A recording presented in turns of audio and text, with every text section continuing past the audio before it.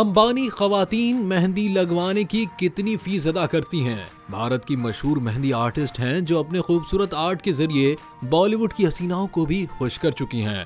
उन्होंने बॉलीवुड में काम करते हुए दीपिका पादुकोण, आलिया भट्ट और कृति खरबंदा के हाथों को खूबसूरत मेहंदी से सजाया, जिसके बाद मशहूर फिल्मसाज करण जौहर ने वीना को मेहंदी क्वीन ऑफ बॉलीवुड के लक़ब से नवाजा। हिंदुस्तान की मशहूर शख्सियात के अलावा वीना का भारत के सबसे अमीर अंबानी खानदान से गहरा ताल्लुक भी है।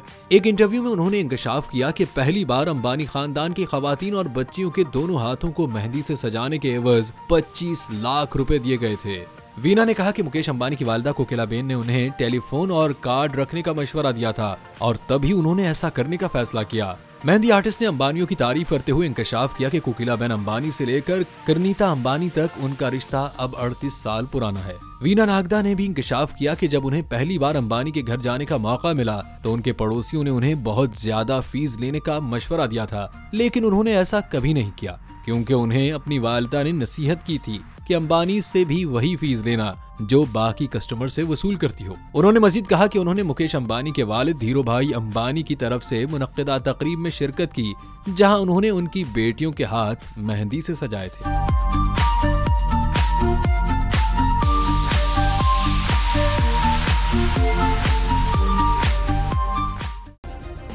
सब्सक्राइब करें और बेल दबाएं ताकि कोई खबर रह न जाए।